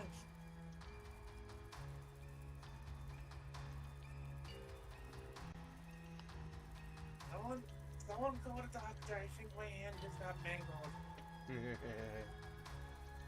Someone call Toulon. I think I ripped my hand off.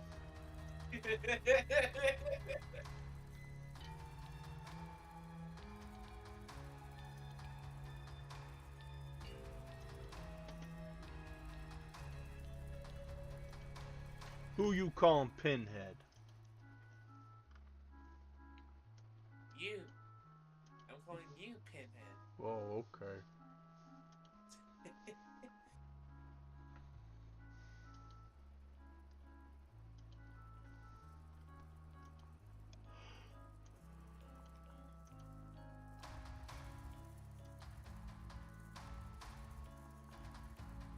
I still like the Team Unlimited Robots in Disguise a bridge thing. Just readily had the Autobots there for the year 842, Attack on Titan, whatever the heck, the Titan War. And Optimus says it was the shortest war they ever fought because Sideburn managed to convince the Colossal Titan to leave. Hey! Stop it! Stop it! Stop it! Okay. Okay? Okay. Alright then.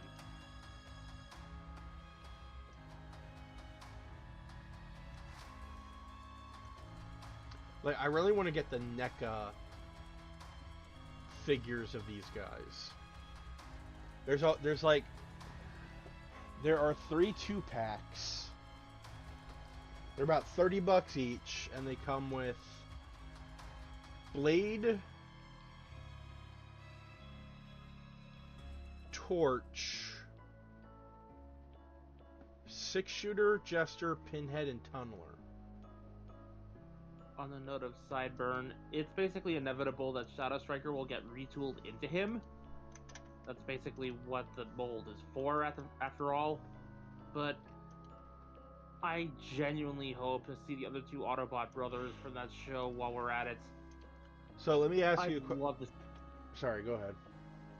All I was gonna say was I'd love to see how they'd handle a new Expron. Now, take a look at the screen and tell me if this skin does not remind you of anything. I There's want a to say there's a snake snake in in my my boot, and I don't know why. Wait, Wait. Can I see the Japanese art again?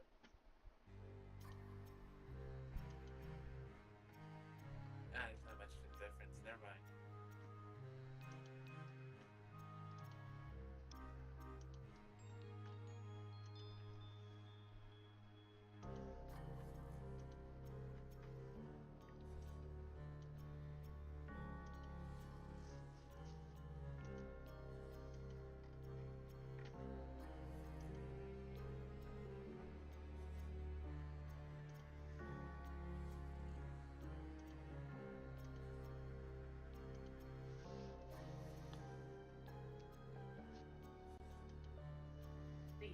Torch, just look over in that direction.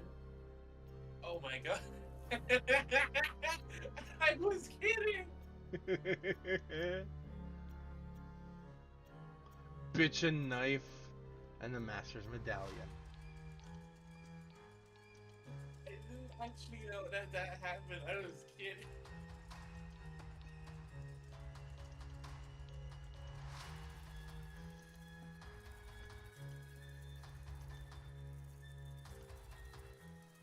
Oh my god, Chrome Mr. Static just looks like RoboCop. Wait, really? Oh yeah, it kind of does. Like if RoboCop was full Robo. All I think the robot best numbers. RoboCop reference I ever made was having one of the SD Gundams in SD Gundam Force shout, "Dead or alive, you're coming with me." And of course, it was Banshee that says so. The version of the unicorn that is the most aggressive. So, has anyone seen Small Soldiers? I know of it. Get me excited. Pretty sure this is a reference to Small Soldiers.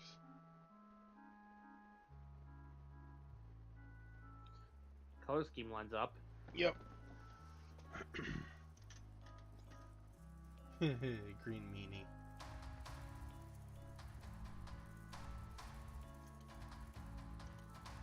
Oops, I skipped Jack Attack.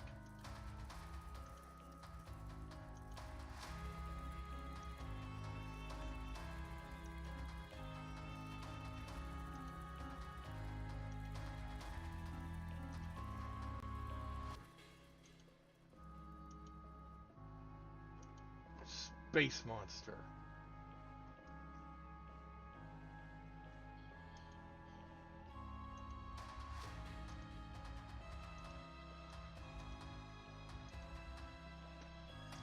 Gray coat, yellow coat, red coat, leather coat.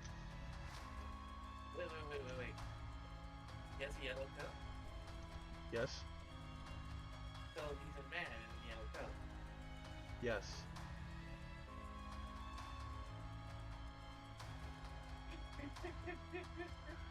And reanimated. You don't know what I was getting at, do you, Barry? Are you talking about the man with the yellow hat from Curious George? No.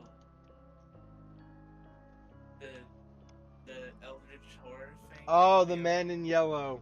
Or the king in Yeah. yellow. Yes. Dark, Gold, Megan, Puppet Master 1, Dinner Party, Puppet Master 1, Reanimated, This is Halloween. This is Halloween. this asshole. Boo! Someone get off the screen. Why does he look like Kiryu? With that suit. Oh my god. And here he just looks like Joaquin Phoenix's Joker. Or Lupin. Or that. Here he just looks like Akiyama from Yakuza 4.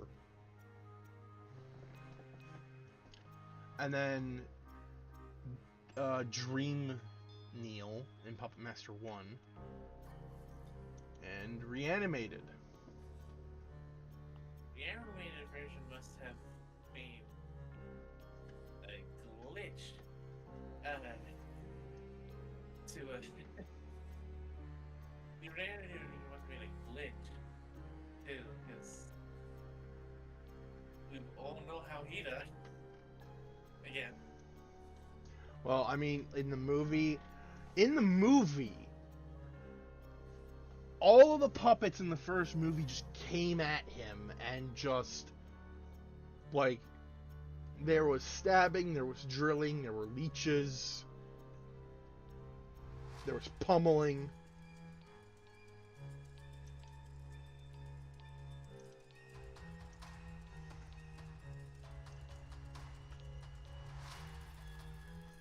Alright, so Martha, Flowers, Hag, Martha Alt, Nightgown from Puppet Master 2, and Reanimated.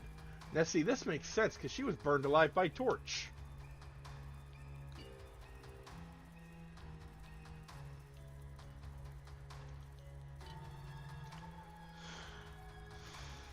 Well, what are we at time-wise?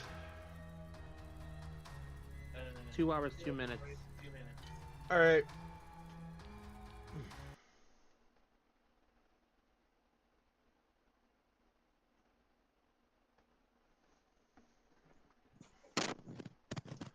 There's only so much of this I can play before I start getting a hankering to watch the movies again.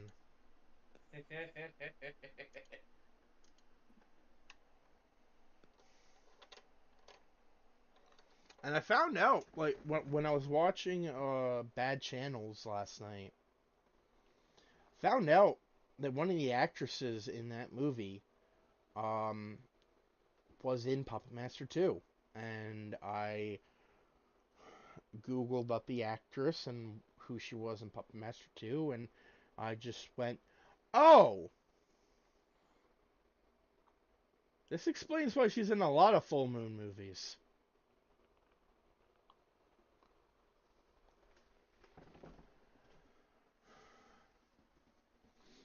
She played a character that had her shirt off for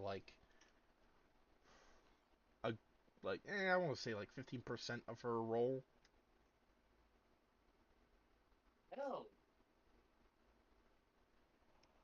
But anyway, thank you all for watching. I know it wasn't Giant Robot Week, but Which I hereby rebrand to We Dig Giant Robots, as I'm now extending it to beyond the week. Yeah, because shit happened. I may not be streaming tomorrow. I got a friend coming over. We might stream something, but it probably won't be anything Giant Robot related. And Saturday I'm going to visit my girlfriend, so no stream then.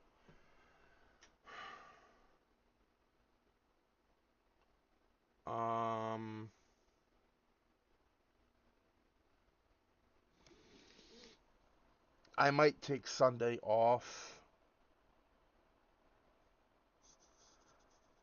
I'll talk to Space Mom about it.